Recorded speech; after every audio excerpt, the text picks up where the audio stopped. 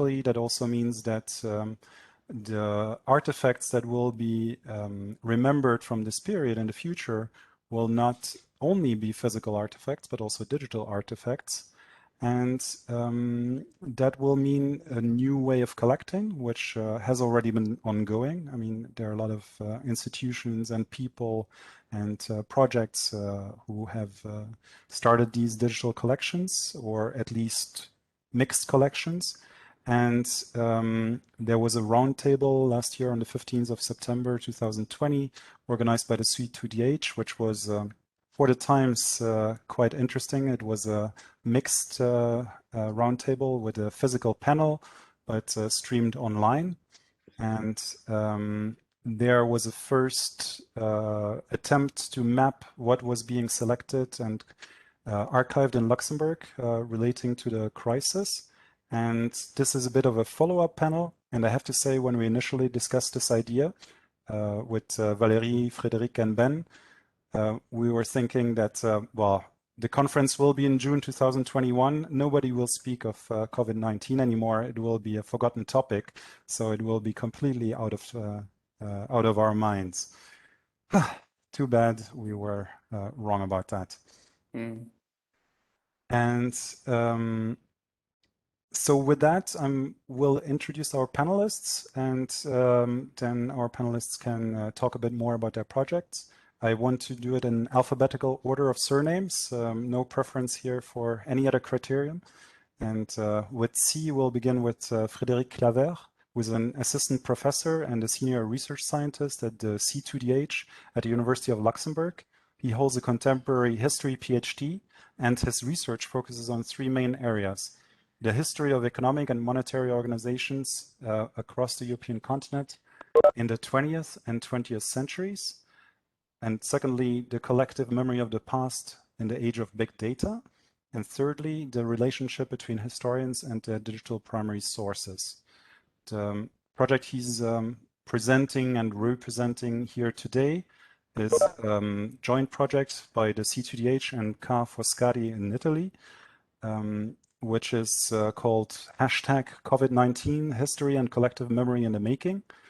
And the aim is to observe, analyze, and understand history and collective memory in the making, and to construct a complete event out of the current sanitary crisis. Our second speaker will be Ben Els, who's the digital curator of the Luxembourg Web Archive at the National Library of Luxembourg, my colleague. He is responsible for the collections side of the Web Archive. He puts together the sites that we would like to archive. And during the COVID-19 crisis, he has made a special collection related to COVID-19 on the Luxembourg web in all its forms. Thirdly, we have Marie-Laure Roland, who is a journalist and has been a journalist for over 20 years and has been for 15 years the economics specialist at the Luxembourger Wort before she became the head of the culture section. Today, she's an independent journalist and publishes at reporter.lu. And particularly related to this topic today is the article series that she has done on reporter.lu about mon quartier à l'heure du Covid-19, so my city quarter on COVID-19 time. It's a very targeted approach on a multicultural city quarter, which even in its specificity of being just one very small slice of the city, represents much more. It has varied testimony, interviews, includes economic, social, psychological, and societal aspects of the crisis that are easily overlooked otherwise. We have also with us today Silvia Sevilla, who is the head of web archiving at the Publications Office of the EU. And she will tell us how the web archives of the European Union reflect the sanitary crisis, what adaptations they had to do, what special things were done in the web archiving at the OPE. And lastly, just because of the surname, we have Tizian Zumtzurm, who is a postdoctoral researcher at C2DH at the University of Luxembourg and is specialized in the history of medicine in Africa but is now working on the covidmemory.lu platform, which seems very remote from his origins, but it's very interesting as an anthropological approach. COVID Memory is an online platform that lets the public share photos, videos, or texts about their experience of the crisis. And it has already a lot of content and still accepting more. And we're very glad to have him here as well. So we'll start off with Roundtable, and one question that everybody can answer is what their collection is contributing to the knowledge of the, to the Luxembourg-born digital heritage, and what their thoughts about it are. So Frederic, can you please explain your collection a bit more and what it contributes to the Luxembourg digital-born heritage? Okay, thank you, Yves. Good evening to everybody. So my collection is still in the making, which is an important point, because one of the aims is to collect tweets for a long time, if possible. So it's a collection of tweets that I'm collecting thanks to hashtags that are mainly French-speaking for technical reasons. If I can't harvest too many tweets, I can't harvest more than 1% of the tweets that are published at one precise moment. So it's mainly French-speaking. It's not centered on Luxembourg. The hashtags I'm collecting are wide. I think I've gotten now more than 100 hashtags to collect, all in French. So, and the aim is, as you explained before, Yves, to observe what we are reminding from this crisis. That's why I want to collect tweets for a long time. I hope that I can do it for several years, and as long as Twitter exists, maybe. The aim being to understand what we are going to remember from the crisis. So it's not centered on Luxembourg. It's at the same time larger, because I've got tweets about French-speaking Switzerland, France. Of course, it's mainly about France, but it's not only about Belgium, and of course about Luxembourg. But at the same time, it's less than Luxembourg, because there's no German-speaking tweets, there's no, of course, Luxembourgish-speaking tweets, and there's no English-speaking tweets, which would be the language that correspond to Luxembourg. So I think I have tried to think a bit about what was this collection's contribution to Luxembourg-born digital heritage, apart from the 52 million tweets that I have collected so far. I think there will be a lot about the French-speaking frontalier. I've had a look about that, and there are some hundreds of thousands tweets from French-speaking frontalier, explaining their life, their daily life during the lockdown, how they managed to work for their Luxembourgish employer while remaining in France, all the concrete limitation that they could see how they try to organize remotely, how strange it was not to be able to cross the border, whereas before the lockdown, before March 2020, it was just a daily activity to cross the border for them, and lots of material and very concrete elements of their life. That's something we will be able to study, the life of the frontalier during the lockdown and the crisis.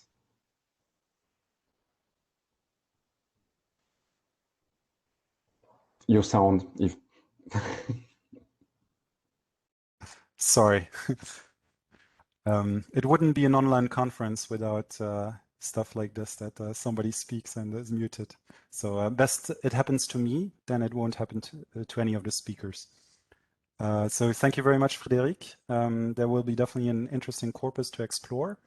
And with this, I would like to ask Ben to describe the collection of web data that he did and what it represents for the digital heritage of Luxembourg. Yes, so probably it's good to start with explaining that the preservation of heritage is the core mission of the National Library of Luxembourg, probably of any national library.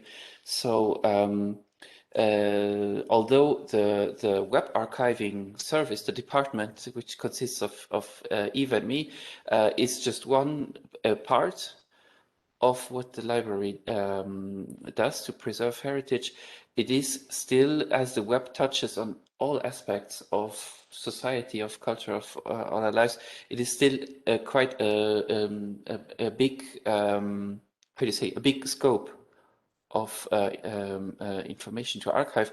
And with the resources that we have at hand, or with the technology that is available, we try to capture the Luxembourg web as in as inclusive way as possible, as broadly as possible, and we try to implement that also by when we capture a specific event. So it's not just that we are looking at all websites from the web, but also in the case of COVID-19, we are looking at this topic. What is the information that can be found about Luxembourg, about this topic, and we try to capture as much as possible. So there are different, let's say, areas of interest where we try to find as many websites as possible.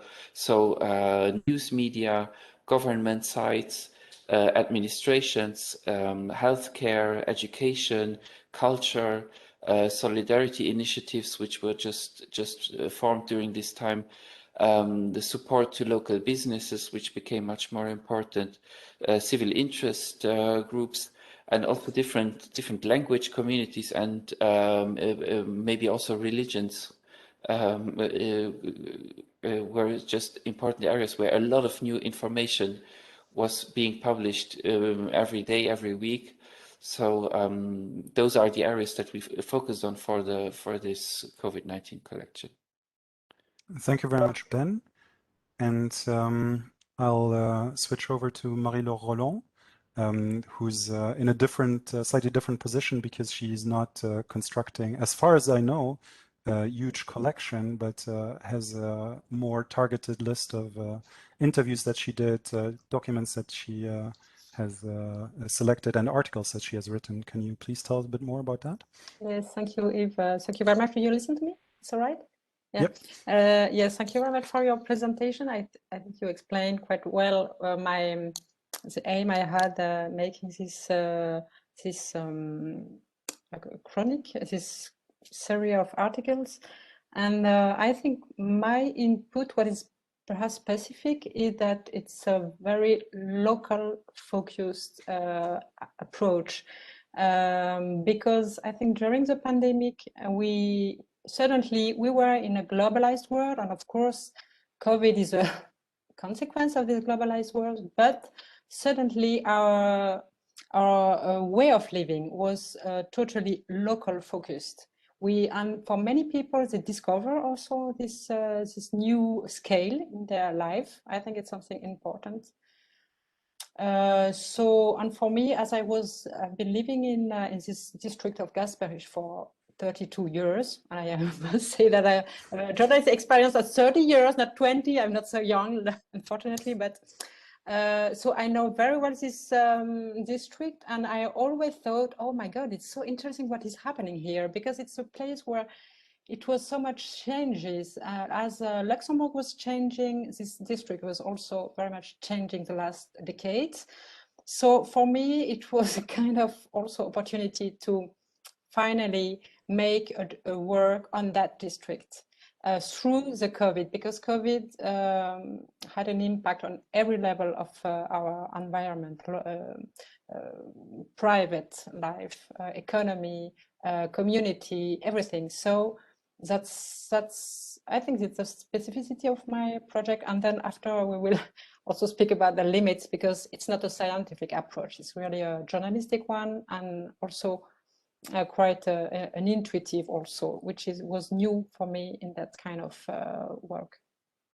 Well, thank you very much. That's very interesting, and I'm sure we'll learn a bit more about it later. So I'll switch over to Sylvia, and maybe you can tell us a bit more about how the crisis affected your collection efforts of the web services, of the websites of the European Union.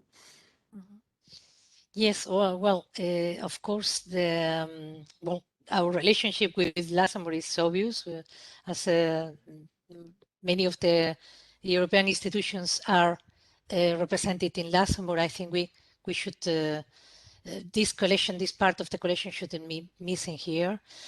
The content, I think that the content of our archive is going to be captured for many other archives. But we wanted to offer global information about the European Union response on the pandemic. So, well, here the problem was a little bit because we don't have a specific collection dedicated to COVID-19. Is part of our main collection, European Union.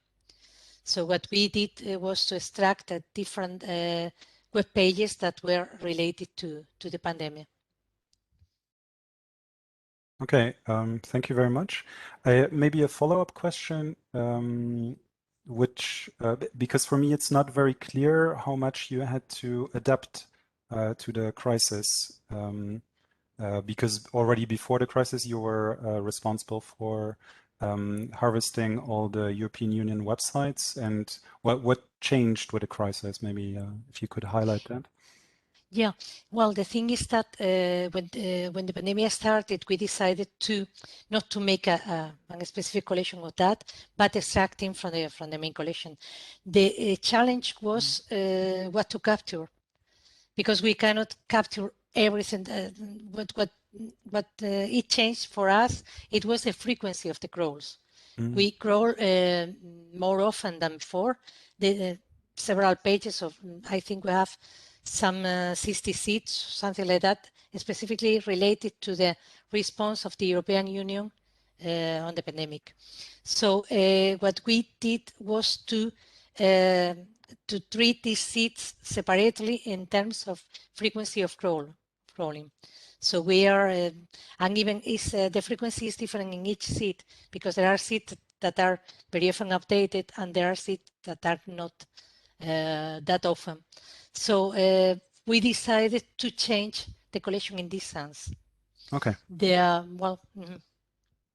Okay, thank you very much. And finally, I'll ask Tizian Zumturm the same question. I mean, for you, it's intuitively, I would say that it's very, very far targeted towards the Luxembourg Digital Heritage Collection, but maybe you can say a bit more. Yes, indeed, on the site, we say that it's for everyone living or working in Luxembourg, and who can upload whatever they want, basically.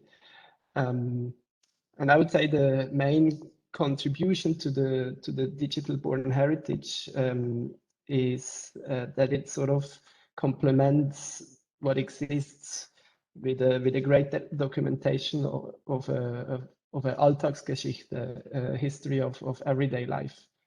And this, of course, can be very useful for speaking or for learning something about the pandemic, but I think it's also possible to find out something about broader social or cultural questions for this period.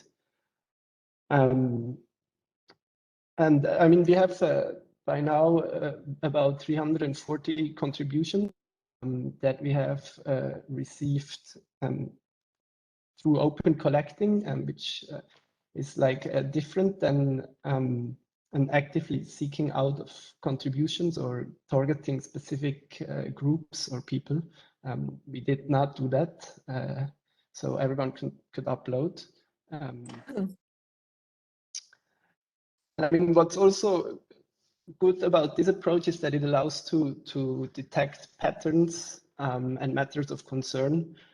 And we also received quite a lot of contributions that are quite intimate. And this is something that it's really rare or difficult to get from elsewhere. And of course, it's also material that would not be there if the platform would not exist. Very often it's made for the platform, or it's at least made visible. Okay, very interesting. So it's unique content, basically. It's not that people just repost an image that they also shared on Twitter, which would be also maybe in Frederic's collection or somewhere on a website or somewhere on YouTube. That's interesting to know. So you said you have 340 contributions. Do you have a bit more information about what type of contributions they are? Are there more videos or more text, or what different types do you get? Yes, the half of it, more or less, is photographs, and sometimes with a text that explains what the photograph is about or what's special about it. And then I think we have a lot of text, especially the later contributions, or their texts are more frequent. We also have videos or links, screenshots. I think there's even music notes, all kinds of stuff, but photographs are by far the most frequent media type. And of course, I can't really tell if they have been published elsewhere. Like maybe people have put them on Twitter and on covidmemory.lu. I mean, that's quite possible. Although we have a number of contributions, text contributions from older people, and I doubt that these will be found elsewhere except on their hard disk, maybe. Mm-hmm.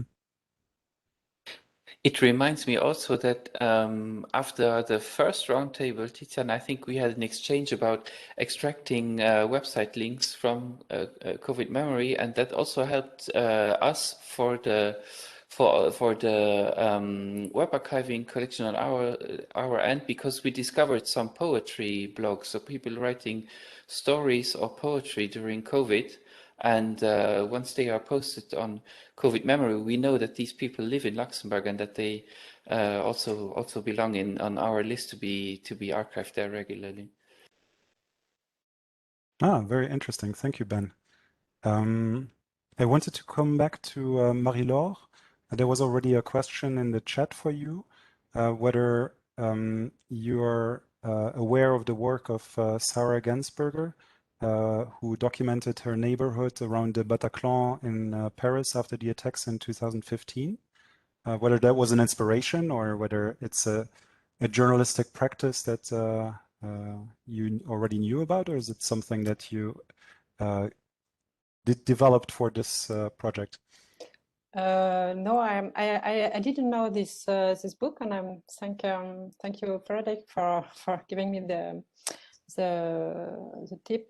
But no, I think there is a trend in journalism that we want to make more slow journalism, and that means staying in a same field for a long time and trying to understand what happens there. So on a way, it's kind of a work that you can call slow journalism. On another way, it's also a kind of gonzo journalism, because you are embedded in the story. So for me, it was also something very new. And with this, and for me, the question was, what can I say? Can I speak about myself? Can I speak about my feelings? And that's really a new exercise for me. It was not so easy. I asked a lot of questions about it. I had a lot of questions about that. And so I would say it's in between slow journalism and gonzo journalism. But I'm happy. I will certainly read this book about Bataclan. Of course, the difference is also that in the Bataclan, it was one shot shock. The pandemic is a long and is still running. So my aim was to try to capture this moment, make a kind of a picture, but a slow motion picture, because I'm not knowing when I was beginning when it will be ending, and we are still in. So then, when should I stop making my this column? So the first year I had 10 episodes, so 10 weeks from the beginning of the pandemic until when the school started again, because for me it was a major sign of, okay, we are out, the lockdown. And then anyway, from the beginning, I wanted to come back 1 year later to ask the people, so how do you feel now? What do you think of this experience, of the things you experience? I couldn't imagine that we were still in, as you said, sadly. But that time I decided not to have this chronological approach, but rather this transversal approach, choosing some topics that were for me relevant on that field and at that time. And so perhaps I can explain later more deeply about that. If I can ask a follow-up question, you talked a bit about your methods and also about your approach. Since we're a lot of archiving institutions or collecting institutions around here, I'm also working at the National Library. I was wondering, do you keep your personal archives? I mean, I'm sure that you go to talk to these people, you either write it down, record it, or you take pictures, you constitute an archive, you constitute what your sources on which you can work afterwards. Is that afterwards just something which lives somewhere on your computer or on your phone, or is that something which you give to an archive and report to the DLU? I'm sure that at Luxembourg Award, for example, they had an archiver, and they had a professional person who was working in the archives of the Luxembourg Award who would have collected some of these things to keep them also for journalists later, and maybe also for later generations for the public. Mm-hmm. Yes, I keep my archives. I work. Well, there are several kinds of archives, and the specificity also is not now compared to the Luxembourg Award is not now. I am a freelance journalist, so that means that I have the owner of the rights on my articles. That's very interesting, a big change also, because now with what I wrote, it also belongs to me, which was not the case when I was working in the Word, and there all my articles belonged to the Word, and I couldn't do anything with that. So that's one change, and that's important for me to keep it. And I made pictures by myself, but I worked also with a freelance photographer that lives also in this district, Etienne Grimet. And immediately when I started to work, I make my pictures by myself first, just quickly, because I had to take the picture. And then he was in South America at that time, and when he succeeded in coming back during the first lockdown, and then I asked him to make the pictures. And he developed, I must say, a very interesting project that is called Le confinement sur le pas de ma porte, lockdown in front of my door, in a way, where he asked, and he started in Gasperich, asking the people what are the to make a picture in front of their door with some objects that are specific for the lockdown, for them that were useful or things that they discovered. So we developed the two projects together in parallel. He worked for me, and it also developed his own projects, and that's very interesting because there are some people, of course, that are in my column that he has in his own archive. So that's a point. Other archives, of course, I also had a Excel sheet with all my contacts. So when I contact them and what kind of information I want to get, so I know exactly when I contacted who and what for, and if I got the information or not. And so that was very useful for the second season, because I could come back to the people. Mm-hmm. Yeah. Thank you. That's very interesting. So there's no, I mean, you keep your own archives, and then right now I keep them. I don't know. If you don't need them anymore, if you, I don't know, change jobs or you do something else, you don't need them anymore. Do you plan to give them to some collecting institution? Of course, if it's useful, if the project if it's something is interested in my archive, I could give some. Yeah, of course. I mean, I have there are plenty of people from the University of Luxembourg here who might be very interested. But my main where is it? It's now I don't know where it is. I have a book. I work on that kind of I don't know if you see that with this kind of the virtual background takes it a bit away. Yeah, I don't know how you put that away, this background, but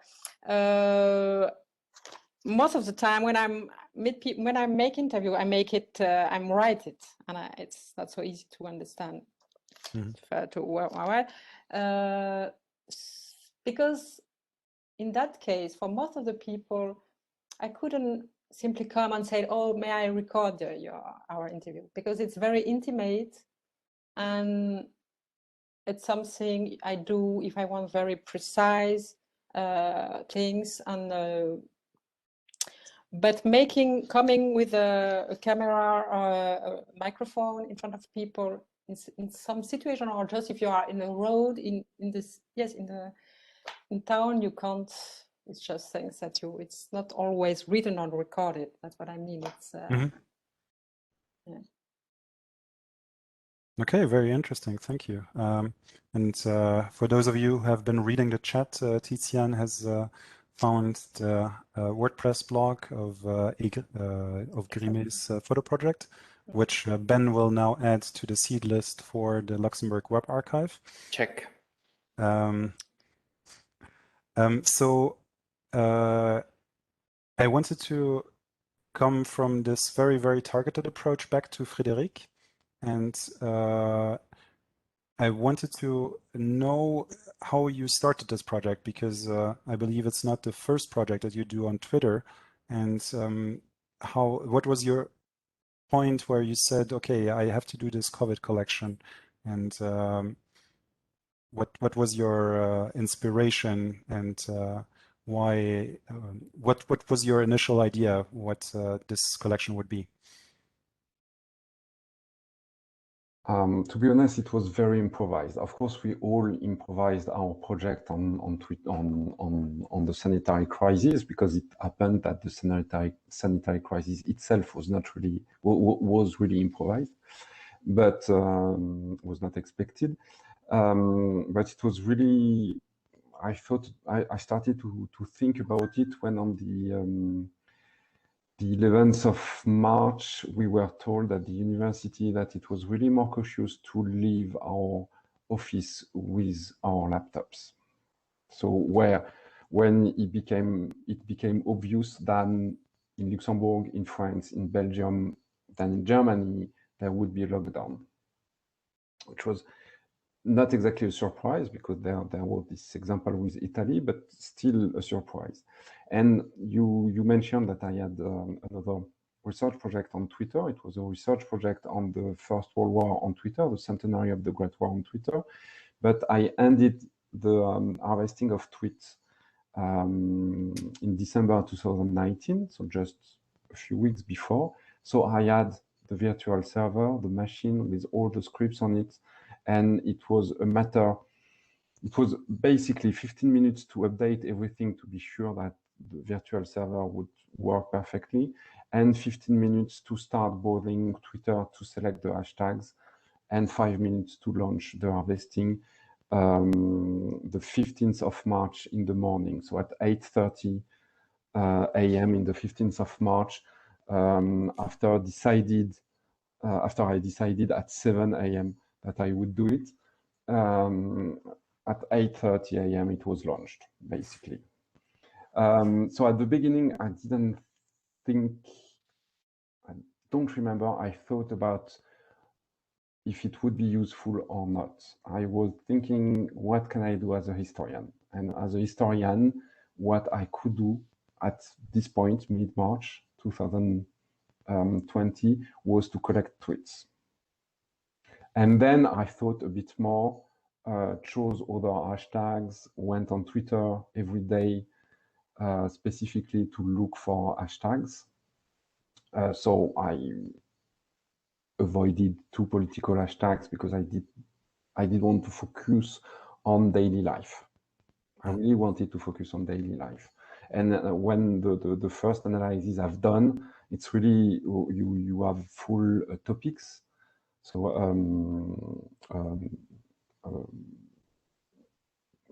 profile a group of tweets, if you want, that are about like how to cut my hairs. You know, really concrete things, like things that are obvious when there's no sanitary crisis.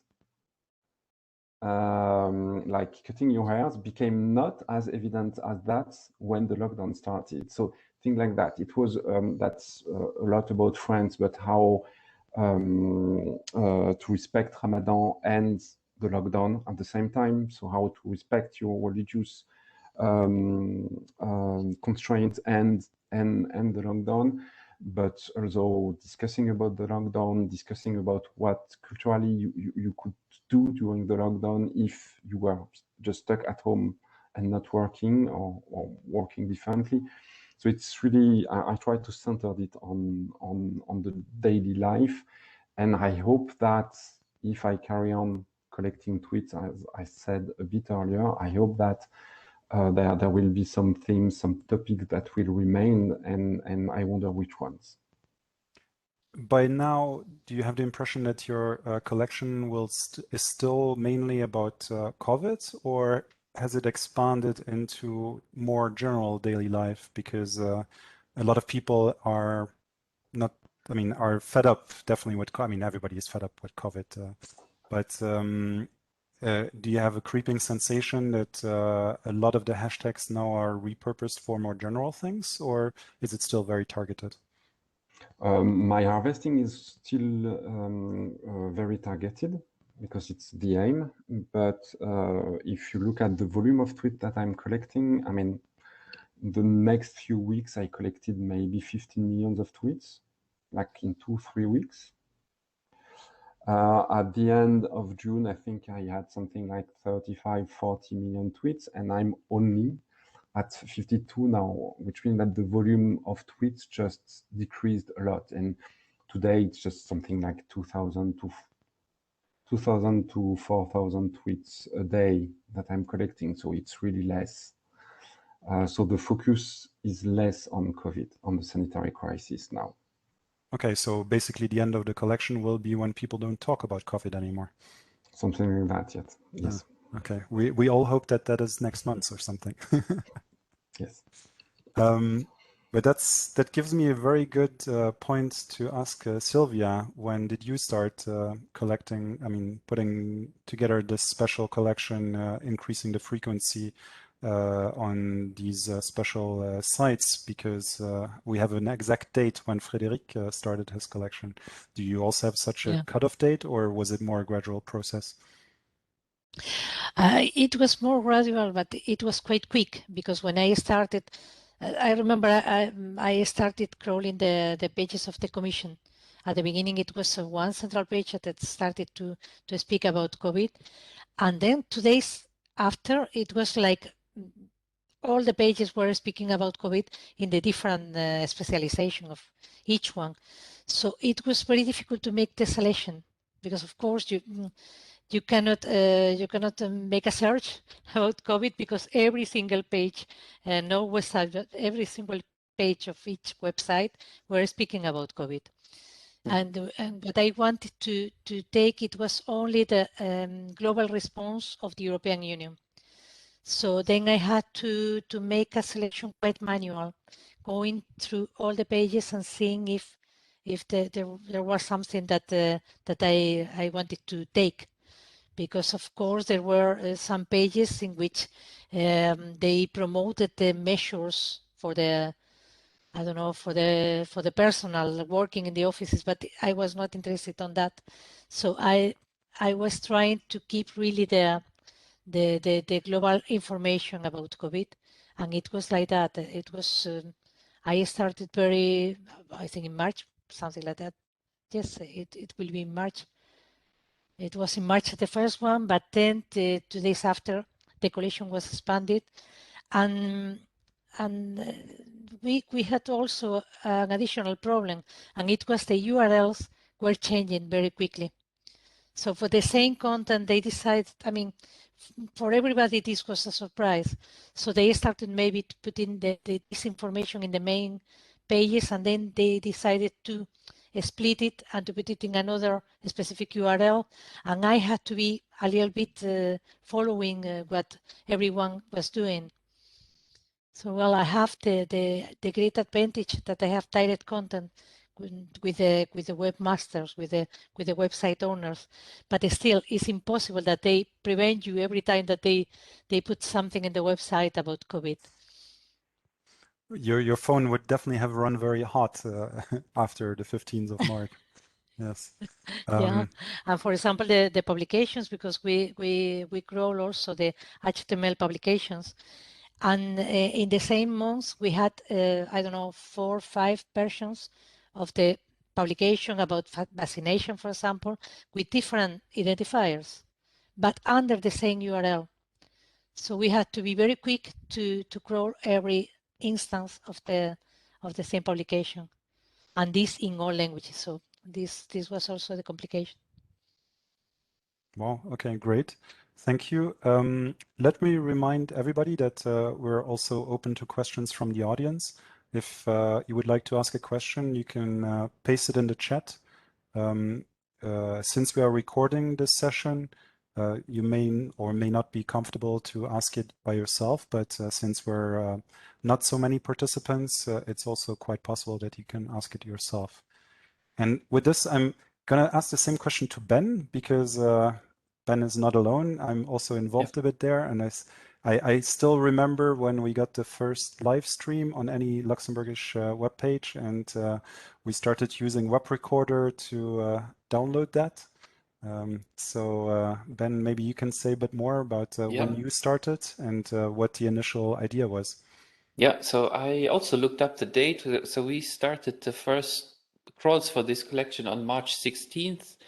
And usually with an event collection, those are typically centered around events of national importance, right? And a typical example is election campaigns, for example. And with elections, you already know years ahead when the election is coming, when the campaign is going to start, when the election date is going to be. So the time frame is quite clear.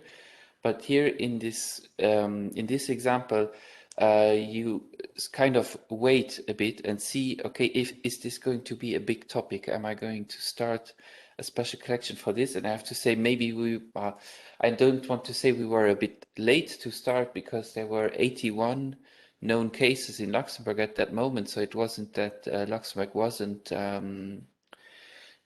touched by the crisis at all. But then, of course, after March 16th, the rhythm of new information and of news coming in, it increased incredibly. So we immediately knew that we had to ramp up our efforts in capturing this, and that is why. So there are different, as I mentioned before, we have different methods of harvesting the web, and one of those is domain crawls, which is a very large scale approach where we capture tens of thousands of websites at once, and usually we do these twice a year. And then, really starting from the COVID crisis, we started with having it 4 times a year, just to have better coverage of everything that is going on. And yeah, we also had a higher frequency for capturing websites than we usually have. So we had daily, weekly, and monthly captures of some of the areas I mentioned before. And of course, something that we also started then, because there was so much news to capture, and all the live tickers, as Yves said, capturing those by hand, all the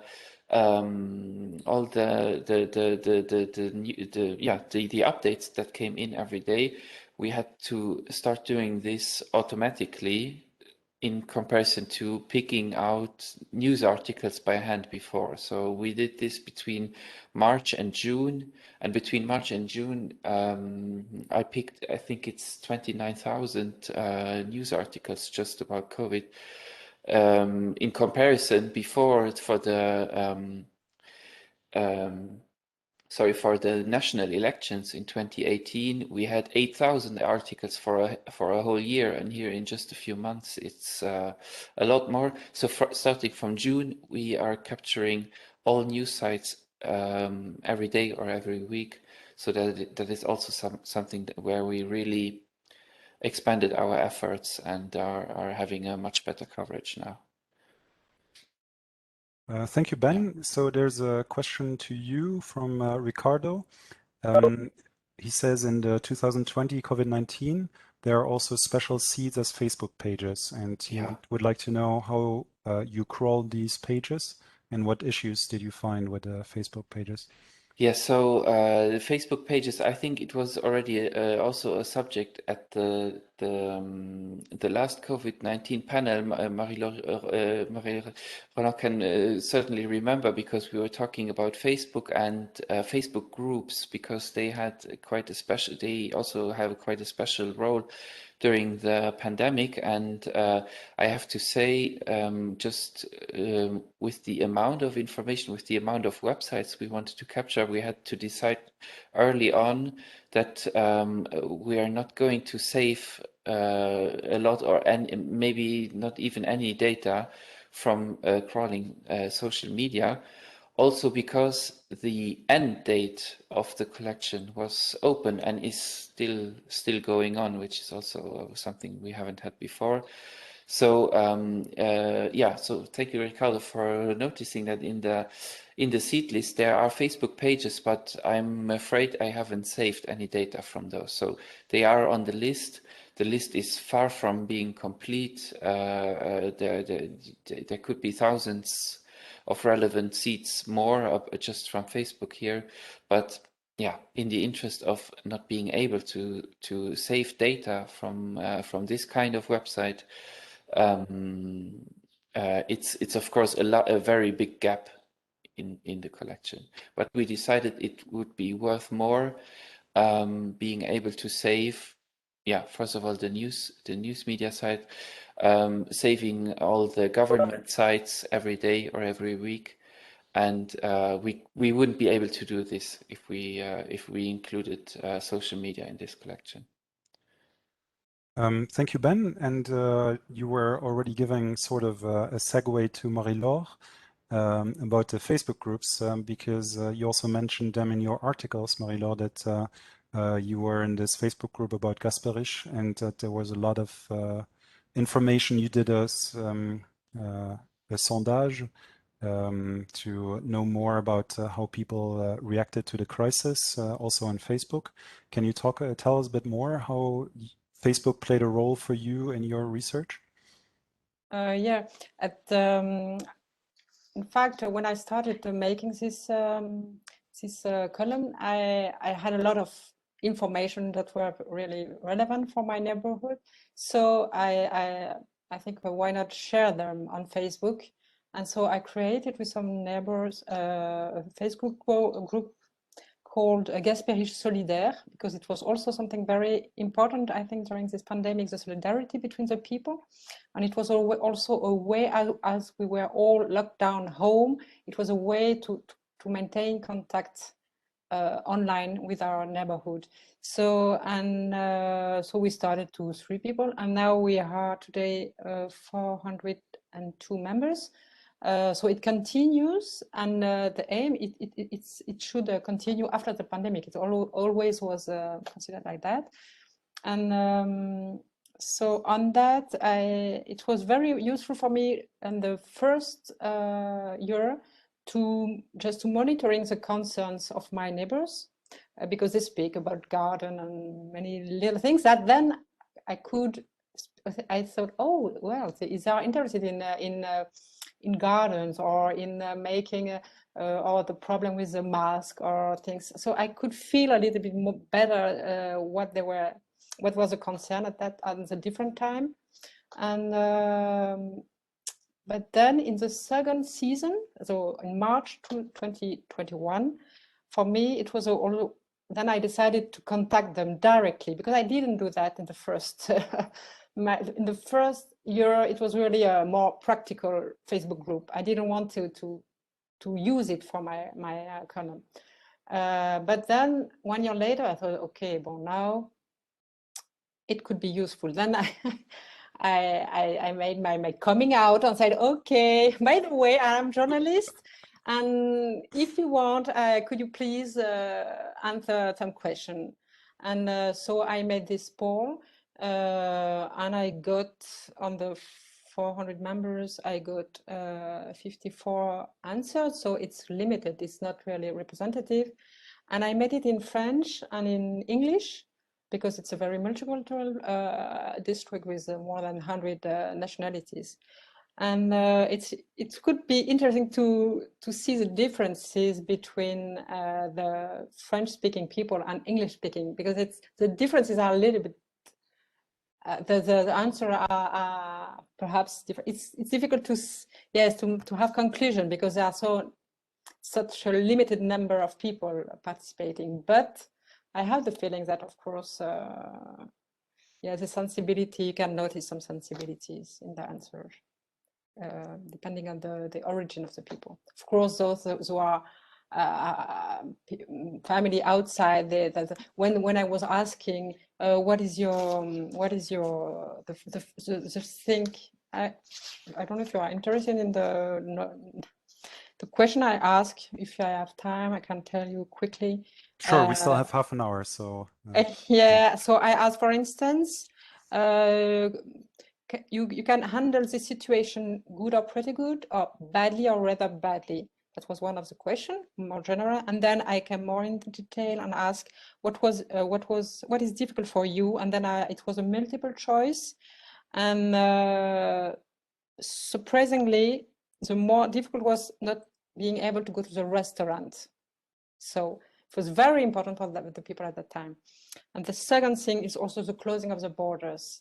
But so I had different choices. And then I asked also, what do you dream of doing after the pandemic? And then it was a free writing, so people could express what they wanted. I also asked what was the more difficult, but also what did you had any positive experience during the pandemic? I wanted to know if the people learned something.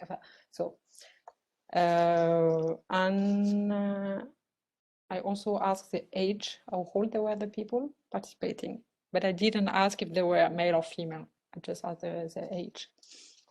So well, as you said, it was not meant to be a scientific study. No, it was more meant to be for your story. Yes, with some closed question and open question. But it's yes, so it was for the second season. It was quite useful to get some information. How would you feel if now Ben came along and would say that he would like to web archive this Facebook group? Yes, we speak about that last time, and the problem is that it's the protection, the data protection. It's private. So I think anybody that asks, as I am the administrator, if you ask, you can go. But then I think if somebody would like to use those information, you should have to contact personally each person, that because otherwise it's. But anyway, yes, I think it's possible. Some people would like, but I also noticed a difference the first year and the second year. That means the first year people were quite excited. They were really aware they were leaving something extraordinary.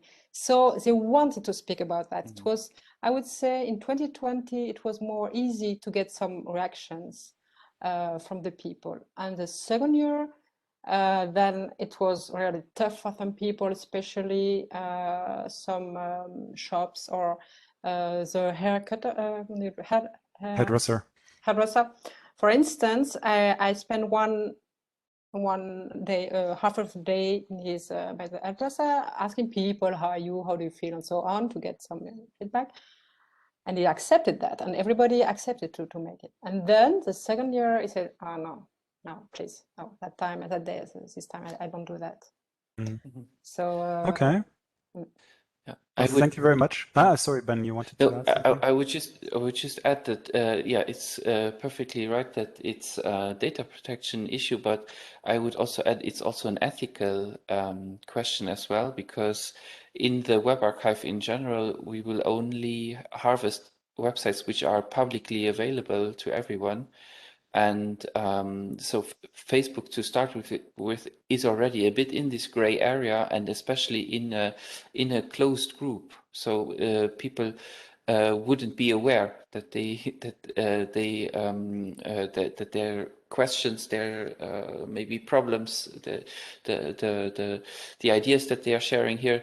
So if they weren't aware of this, I think that would be an ethical issue. Of course, if you would ask everyone, that would be different, but then maybe the group would also change. So maybe that would also change the characteristic of the group. And I think it's a bit of a challenge of how do we document that all these COVID-19 support groups, questions and answers, SOS help, there's plenty of groups in all the languages in Luxembourg. How do we document that these groups were formed, and yeah, that these how did the communities exchange themselves here? I think that's unfortunately a big challenge that we cannot really solve with the usual web archiving method. That's an interesting challenge that you're launching to the group. Thanks, Ben. Yeah. We have Svenja Kunze, who wanted to make a comment, and we'll try whether it works via video. I would just ask you to please be brief, because I said before that we still have a lot of time until 8:30, but we're getting awfully close, and I would still want to ask a few questions afterwards. So yeah, go ahead. So it's kind of a common question. So I was just thinking when looking at collecting initiatives such as COVID memory and others in other countries, that web archiving gets a kind of different notion from archiving web content to using the web to archive things, and also how this way of collecting things in that open way, everyone can contribute, and there's hardly any kind of filtering by professional archivists or any gatekeeping, how that will change connections, the way collections or archives are curated, content is selected, content is organized, who has the power of deciding what's in an archive. So yeah, I think that's would be quite interesting to see for the future, and for like archivists as a profession, or maybe even change what being an archivist means. And I think it's very interesting to kind of, yeah, make it a more democratic way and having less of a gatekeeping function, and change the power a bit. But certainly it will also change how these archives can be used and how people look at historical sources collected in that way. So yeah. That was not a comment only. That was a very good question that you asked Tizian, because now he can answer how he sees this archive in terms of archival science. Yes. The question is, of course, a very good one, as you said. And indeed, that would be our next step. We think about doing a research project together with Hamburg, actually, on precisely these issues. We want to look at what kind of stuff do we get in these archives, and what kind of histories can be told with these sources. And because of course they are or they claim to be open and diverse and democratic and all these things, but at the same time, the framing is very peculiar with their focus on ego documents. They are kind of, I mean, in a way, they are like social media. People tend to present themselves in a positive light on covidmemory.lu too. They have very comparatively few critical contributions or contributions that are sort of have a negative perspective on the pandemic. It's all quite exciting. Of course, this has to do with what Mark mentioned, that this kind of collecting works quite well as long as it's about an event.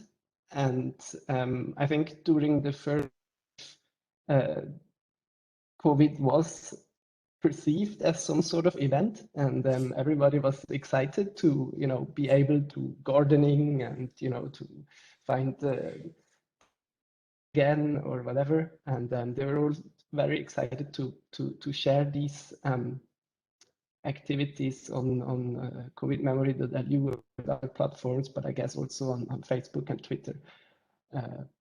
Yeah, so that's certainly something that you know, future historians or even present historians are sort of concerned about, and I think also that's why all sorts of collecting is really important, like this kind of open collecting, but also very targeted and slow collecting of what the Marilo does, for example, but there are similar projects, and yeah.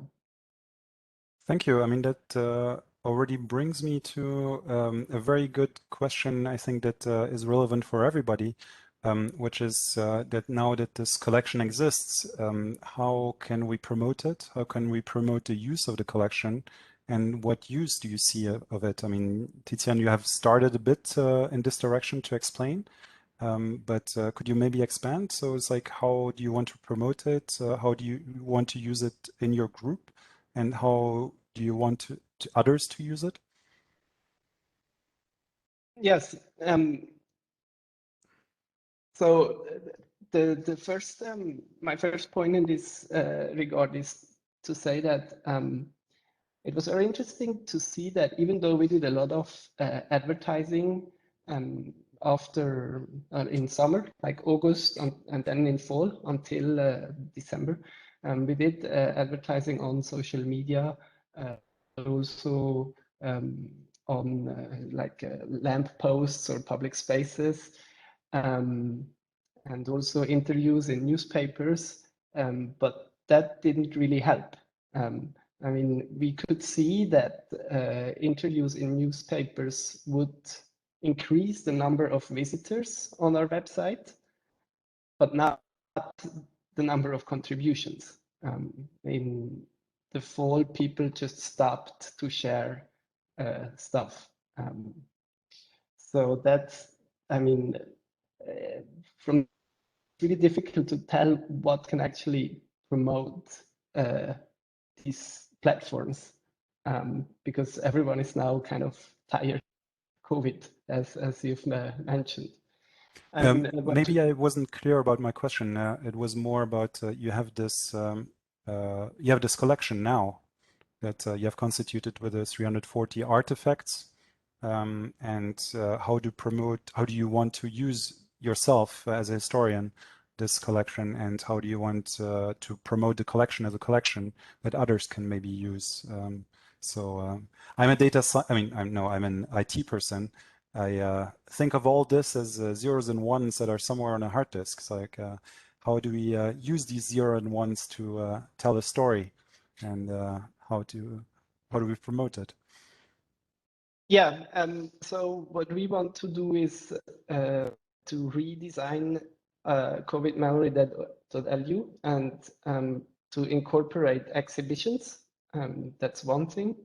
And the other thing is to incorporate external collections.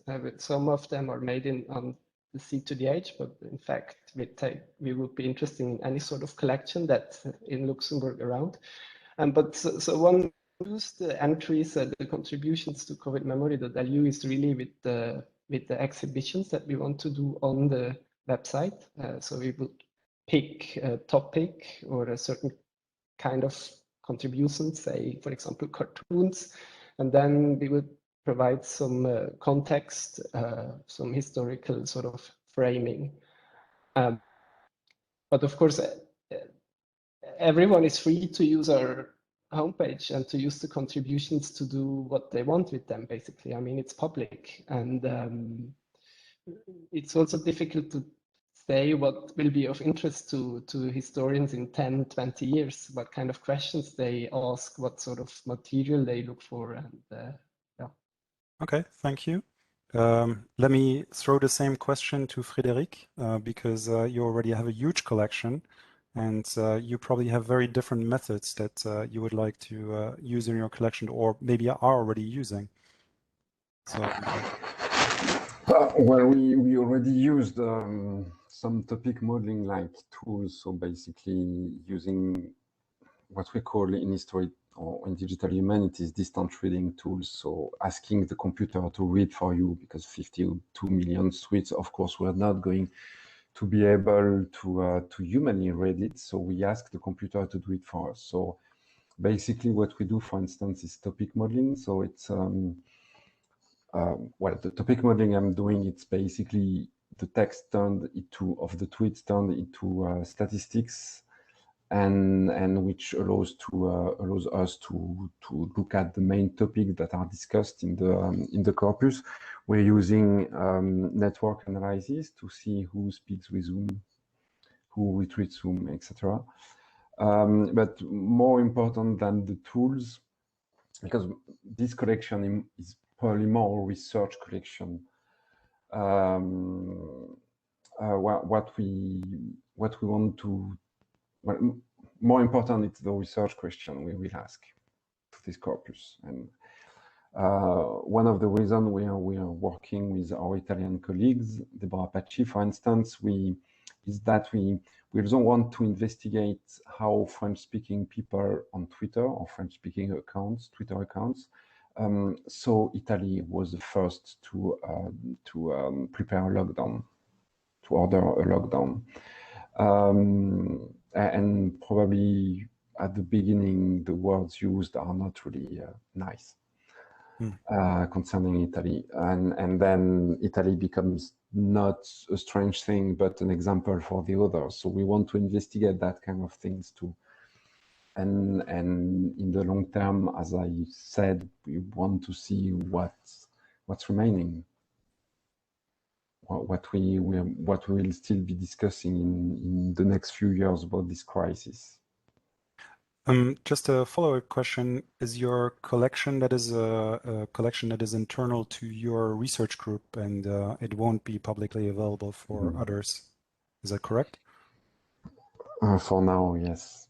Okay. Yes. The Twitter terms of use are quite restricted. If we want to share the collection, we can share only tweet IDs, and then you rehydrate tweets,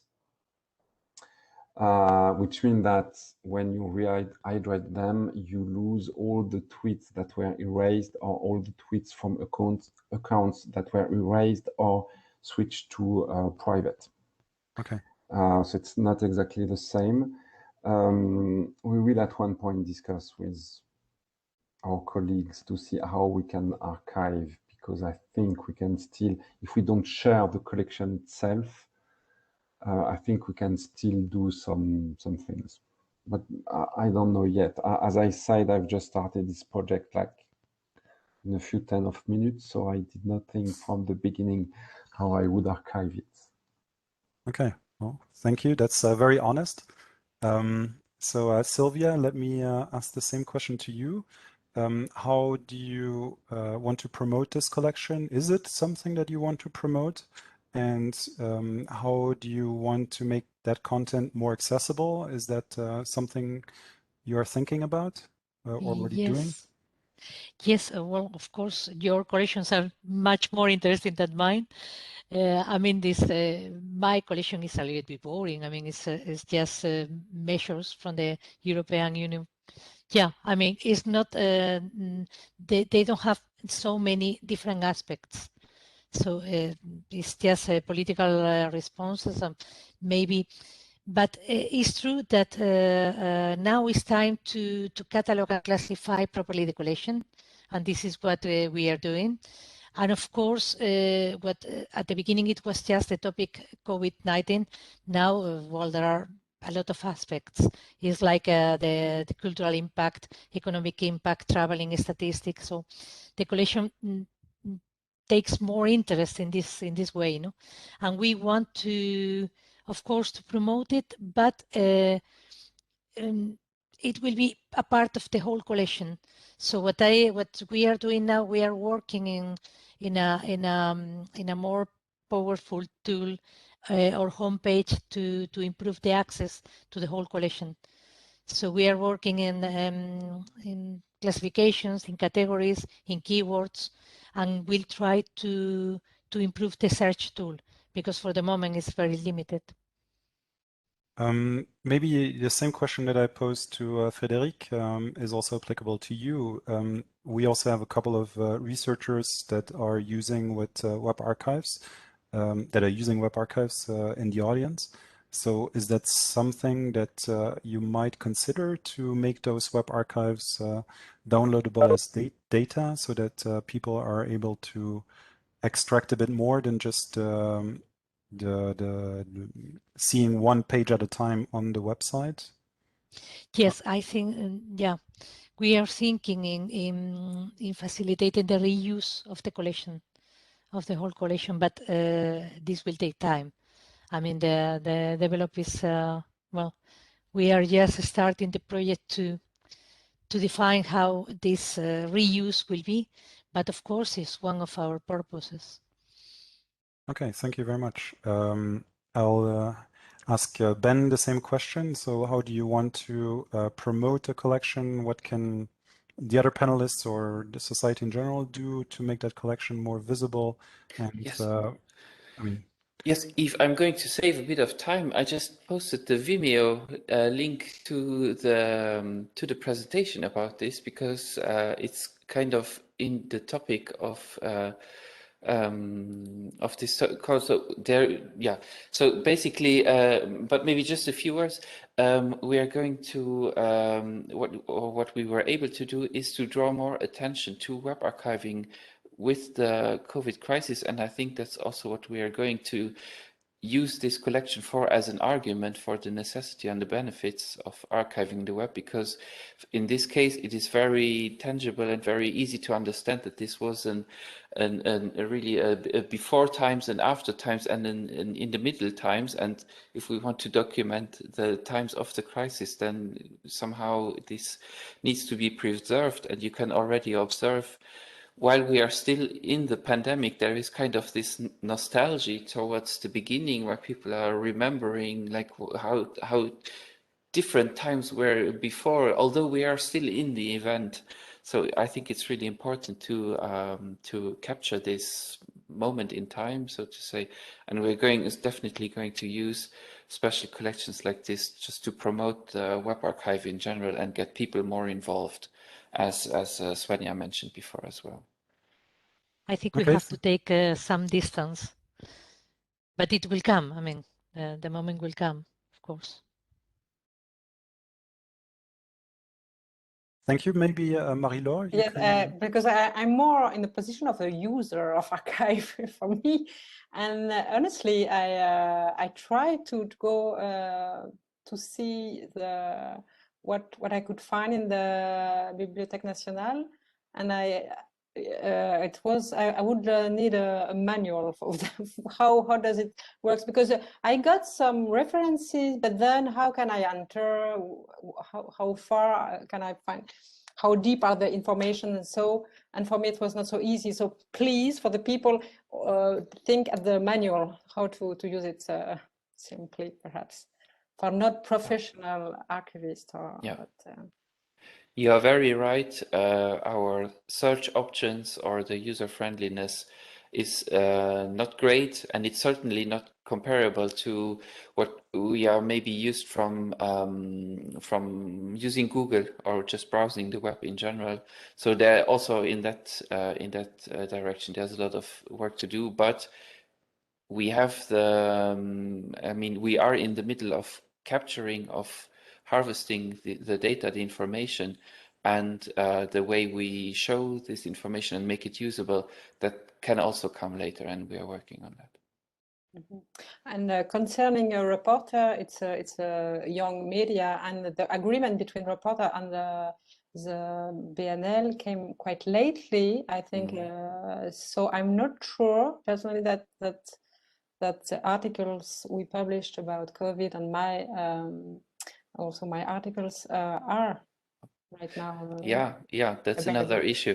So as I said before, we are harvesting content that is freely available. So, and Reporter has a paywall, so we don't get the whole content of the article, but that's also a project on the horizon. So we are in talks with, I'm not going to spoil big surprises since you mentioned the collaboration of the BNL and the Reporter. So we are in talks with Reporter, but also with other newspapers, and we want, of course, to harvest beyond the paywall, and there it's more of the technical issue than an issue of principles, because all the publishers and editors and journalists are also on the same page if it comes to archiving online media. So that is something we're going to work on. And as long as no articles are disappearing from Reporter, we can always go there and harvest them.